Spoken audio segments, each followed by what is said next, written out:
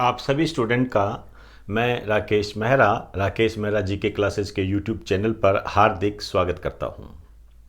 आज कई दिनों के बाद में आपसे मुखातिब हुआ हूं और कुछ सामाजिक समस्याएं आ गई थी।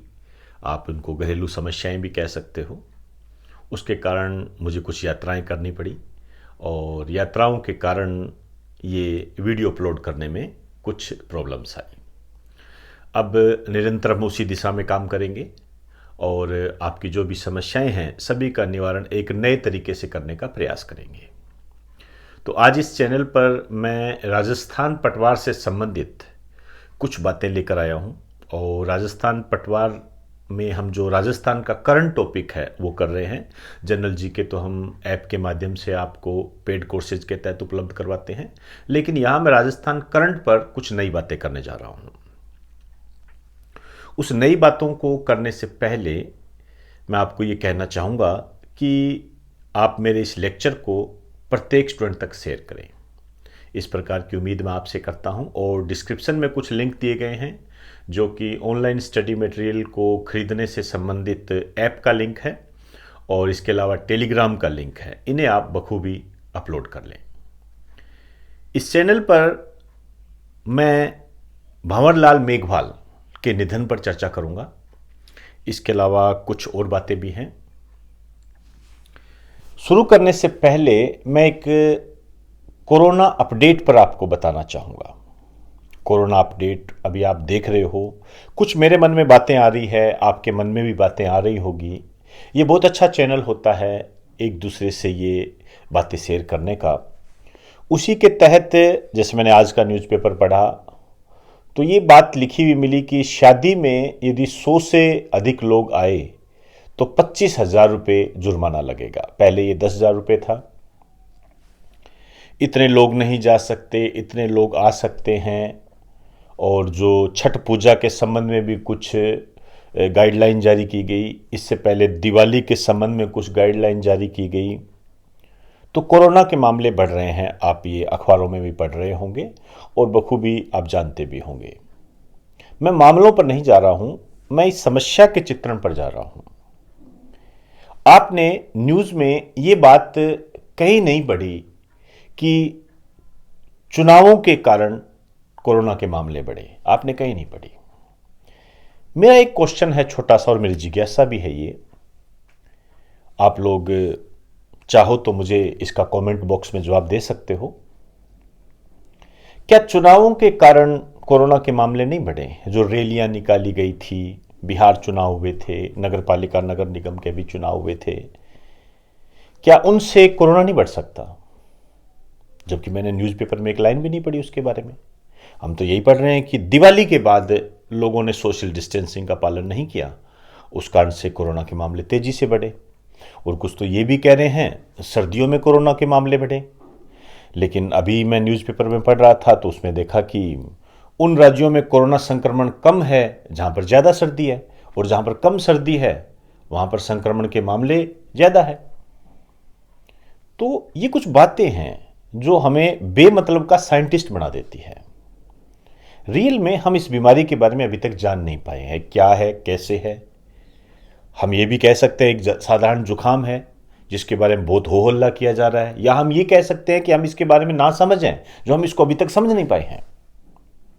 ये समस्याएं कुछ आई। जैसे अभी मैं न्यूज़पेपर पढ़ रहा था तो हमारे राजस्थान में शायद 21 जिलों में मतदान होने जा रहे हैं, जिला परिषद और पंचायत के। क्या यहां से कोरोना बढ़ने का संकेत नहीं मिलता है? मैं सरकार की आलोचना नहीं कर रहा हूं और कर भी नहीं सकता, लेकिन हमें सभी को एक दायरे में लेकर चलना पड़ता है। मैं जब यात्रा पर आ रहा था तो मैंने एक मेरे गाड़ी के पास से एक बस गुजरती हुई दिखी। मैं उस बस को जब देख रहा था मैं सोच में पड़ गया, क्या ये गाइडलाइन है? फुल भरी हुई बस, बाकायदा बाहर की तरफ लोग खड़े थे। वो जो होते हैं ना वैसे अजीब से तरीके से, एक आधे बाहर होते हैं आधे अंदर होते हैं, उस तरीके से खड़े थे। आपने इस तरीके की घटनाएं राजस्थान कांस्टेबल के एग्जाम में भी देखी होगी और बकायदा उसकी तो न्यूज़पेपर में फोटो आई थी। तो ये कुछ सोचने वाले विषय है। दिवाली के कारण कोरोना बढ़ा, मैं ये नहीं कहता कि दिवाली के कारण कोरोना नहीं बढ़ा होगा, बिल्कुल बढ़ा होगा, लोग एक दूसरे घर गए होंगे तो कुछ समस्याएं आई होगी, लेकिन अकेला दिवाली कारगर होना इसे मैं ज़रूरी नहीं मानता। और भी कई कारण हो सकते हैं, जैसे बिहार चुनाव या राजस्थान में जो चुनाव हुए वो भी कोरोना के बढ़ने में शामिल है, ऐसा मेरा अनुभव है और ये ज़रूर है। लेकिन इन सब की झलकियां मैंने अखबारों में नहीं पढ़ी। खैर, जो भी है, आप कोरोना के प्रति सचेत रहें, सोशल डिस्टेंसिंग का पालन करें और इसके अलावा अपनी पढ़ाई को सुचारू रूप से रखें। मुझे लगता है ये जो कोरोना काल है आपके लिए एक पढ़ाई का नया पैटर्न तैयार कर सकता है और आपकी तैयारी को एक नया रूप दे सकता है, बशर्ते आप इसको पॉजिटिव वे में लें। तो ये कोरोना अपडेट के बारे में कुछ मैंने बताया, मेरी कुछ जिज्ञासा थी, मैंने शेयर की और बहुत अच्छा पोर्शन मानता हूँ इस सोशल मीडिया को कि हम अपनी बातें कह सकते हैं। खैर, जो भी है, अब मैं आपके एग्जाम की दृष्टि से जो बात करने जा रहा हूँ वो है कैबिनेट मंत्री भंवरलाल मेघवाल का निधन। कैसे क्वेश्चन बनेंगे उस पर गौर करें और मैं इसको जो लेके चल रहा हूं या आपके राजस्थान कांस्टेबल के जो एग्जाम हुए हैं उसको जोड़कर देखूंगा मैं। देखिए ध्यान से, राजस्थान के कैबिनेट मंत्री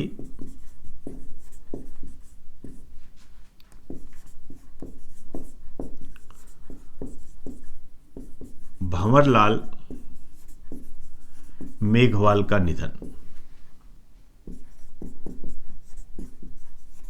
ये अभी आपके नवंबर में हुआ 2020। ये डेट वगैरह नहीं पूछी जाएगी। देखिए, कैबिनेट मंत्री थे तो किस पोस्ट पे थे, हालांकि कैबिनेट मंत्रियों की बहुत पोस्ट होती है, इस पर थोड़ी संभावना कम बन जाती है। सामाजिक न्याय व अधिकारिता मंत्री पर थे ये। तो एक बात लिख दीजिए, सामाजिक न्याय व अधिकारिता मंत्री, पिछड़े वर्गों के उत्थान से संबंधित होता है ये। और ये जो भंवरलाल मेघवाल है, इन पे अब कैसे क्वेश्चन बनेंगे, एक तो ध्यान रखना ये सुजानगढ़ चूरू से संबंधित थे। एक पॉइंट तो ये बनता है, हालांकि सुजानगढ़ शब्द आने के कम चांस है। आपसे कहेंगे इनका संबंध चूरू जिले से ज्यादा रहा। क्लियर?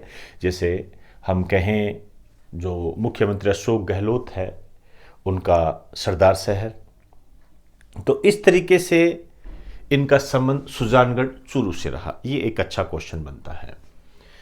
अब देखिए, राजनीति में आने से पहले ये एक शिक्षक थे, टीचर थे। ये अच्छा क्वेश्चन है। बाकायदा इनके पूरे नाम की बात करूं तो इनको ऐसे कहा जाता है, मास्टर भंवरलाल मेघवाल।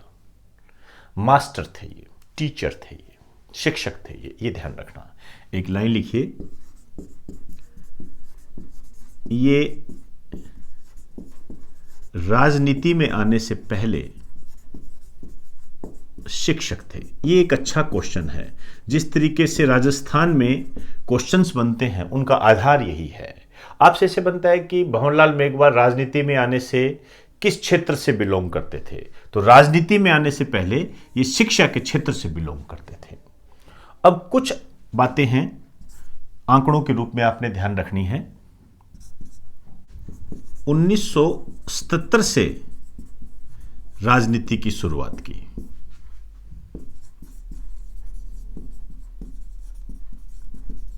1977 से राजनीति की शुरुआत की। हाँ, एक बात और ध्यान रखना, ये जो शिक्षक थे ये शारीरिक शिक्षक थे, जिसको आप पीटीआई कह सकते हो। पीटीआई की पोस्ट पर थे, फिजिकल टीचर थे, शारीरिक टीचर थे। इस राजनीति में जो इनकी मूल बात है उसको ध्यान रखना आपने। ये 5 बार विधायक, विधायक मतलब MLA, member of legislative assembly, व 4 बार मंत्री रहे। 5 बार विधायक और 4 बार मंत्री रहे। मेरी नजर में सबसे इंपॉर्टेंट क्वेश्चन यही है, सबसे इंपॉर्टेंट क्वेश्चन यही है। ध्यान रखें ये। तो 5 बार ये एमएलए रहे थे और 4 बार मंत्री रहे थे। कौन कौन से मंत्री रहे इन पर ध्यान देने की आवश्यकता नहीं है, ठीक है। अब देखिए यहां पर एक क्वेश्चन बहुत ही सिंपल वे में बनता है आपके। अभी हाल ही में मास्टर भंवरलाल मेघवाल का निधन हुआ, इनका संबंध किस क्षेत्र से रहा? ठीक है, आपके ऑप्शन में देगा राजनीति, पर्यावरण,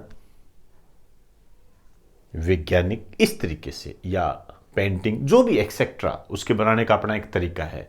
इस टाइप के क्वेश्चन भी हम देख रहे हैं। हालांकि नॉर्मल क्वेश्चन है, लेकिन मेरा यहां पर बताने का आपका उद्देश्य यह है कि जब भी किसी निधन के बारे में आप पढ़ो, कोई भी निधन के बारे में पढ़ो, तो उसका क्षेत्र इंपॉर्टेंट होता है। आप राजस्थान में हो, इनके आसपास के क्षेत्र से संबंधित हो, तो ऑब्वियसली बात है इनसे आप मिले भी होंगे और इनको बखूबी जानते भी होंगे, तो हो सकता है समस्या ना आए। लेकिन यहां हमें यह सीखना तो पड़ेगा ना कि जब निधन होता है तो वहां से एग्जामिनर कौन सा क्वेश्चन उठाता है, तभी तो हम अपनी तैयारी के साथ न्याय कर पाएंगे। क्लियर? तो 5 बार विधायक और 4 बार मंत्री रहे। एक थोड़ा सा इंग्लिश में बता देता हूं। Social justice and empowerment minister. Clear? तो एक बार आप इसे राइट डाउन करो।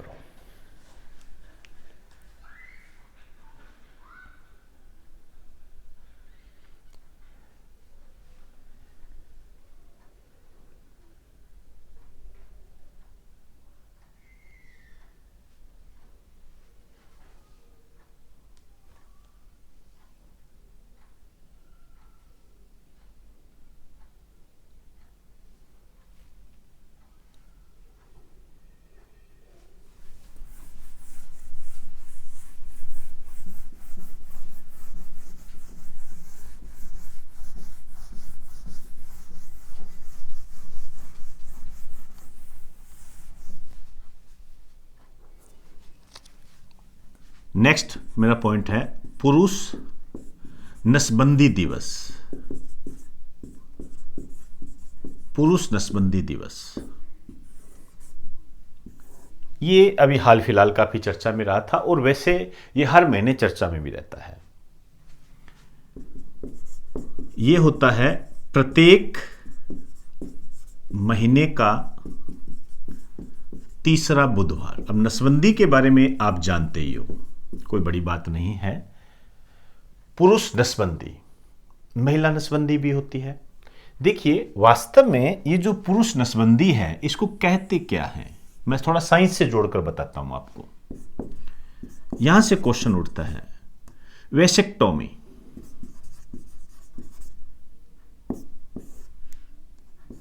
वेसेक्टोमी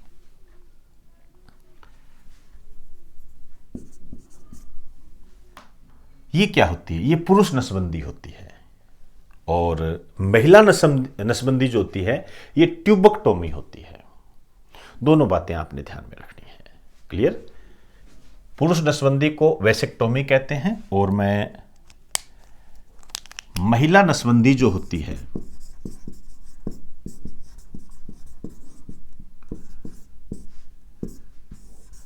इसको कहते हैं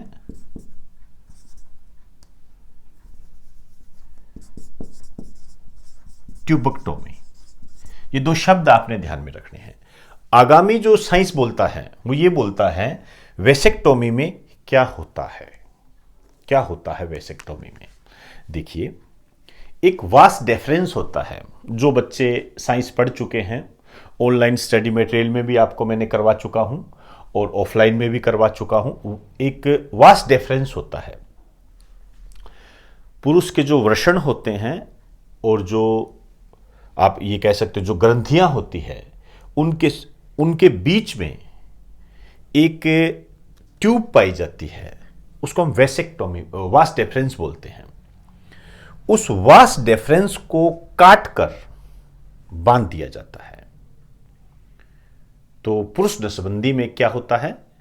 वास्ट डिफरेंस को बांध दिया जाता है, जिससे क्या होता है, जो स्पर्म होते हैं वो बाहर नहीं निकल पाते हैं। क्लियर हुई बात सारी? एक लाइन लिख दीजिए। इसमें डायरेक्ट आप ये ध्यान रखो, अभी साइंस में हम जो बेसिक बात करेंगे वही करेंगे। पूरी डिटेल देखनी हो तो आपको जो लेक्चर मैंने प्रोवाइड करवाया है उसको आप देख सकते हो। इसमें वास डिफरेंस को काट कर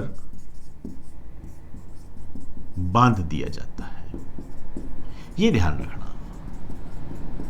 साइंस में इस तरीके से क्वेश्चन बनता है कि वेसेक्टोमी में निम्न में से क्या होता है, किस प्रकार की प्रक्रिया होती है। और नॉर्मल ये भी बने हुए हैं, पुरुष नसबंदी है वेसेक्टोमी।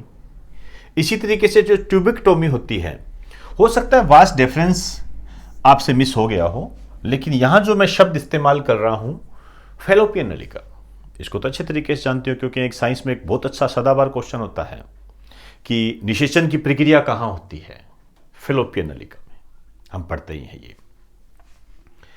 तो इसमें क्या होता है, फेलोपियन नलिका को बांध दिया जाता है, मतलब निषेचन को रोक दिया जाता है। फर्टिलाइजेशन रोक दिया तो गर्भधारण की स्थिति को रोका जा सकता है। इसके आगे लिखिए, इसमें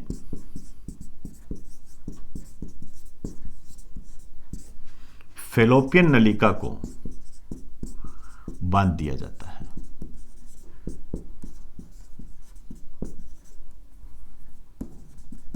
तो ये हो जाती है आपकी ट्यूबेक्टोमी।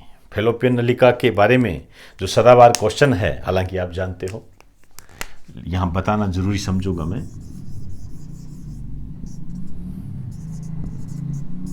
यहां पर निषेचन होता है, फर्टिलाइजेशन। क्लियर? तो ये कुछ महत्वपूर्ण बातें थी जिसे मैं सदाबहार के रूप में जानता हूं, क्योंकि बहुत बार क्वेश्चन आते हैं इस पर। एक बार आप इसे स्क्रीनशॉट ले लीजिए इसका।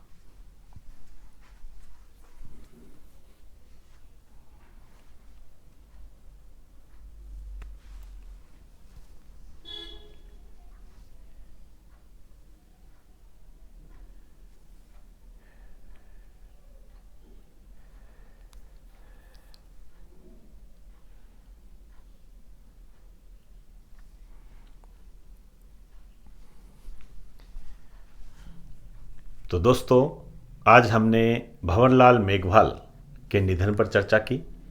निधन पर कैसे क्वेश्चन बनते हैं उसको हमने जानने का प्रयास किया। फालतू में भटकाव की स्थिति से दूर रहे। जिस तरीके से क्वेश्चन बनने की उम्मीद ज़्यादा होती है उसको ज़्यादा ध्यान दें। पढ़ने का कोई छोर नहीं है, कितना भी पढ़िए हमेशा ही कम लगेगा, लेकिन यदि सटीक रणनीति का इस्तेमाल नहीं किया तो हो सकता है हम ज़्यादा पढ़ लें लेकिन सिलेक्शन के आसार कम हो जाते हैं। तो इन स्थितियों को ध्यान में रखते हुए मैंने कुछ बातें बताई है आपको, इन्हीं को फॉलो करें और इनको बार बार रिपीट करते रहें। कैसे क्वेश्चन बनते हैं जो मैं आपको हर वीडियो में लगभग बताता रहता हूं, इन पर ज़्यादा गौर करें, इन पर ज़्यादा गौर करें। वैसे भी भारत में आत्मनिर्भर अभियान चल रहा है, तो आत्मनिर्भर बनिए। आप में खुद में क्षमता होनी चाहिए कि ये मेरे काम की चीज़ है, ये मेरे काम की चीज़ नहीं है। तो दोस्तों, इस लेक्चर को ज़्यादा से ज़्यादा शेयर करें। इजाज़त दीजिए। आप सभी को मेरा नमस्कार।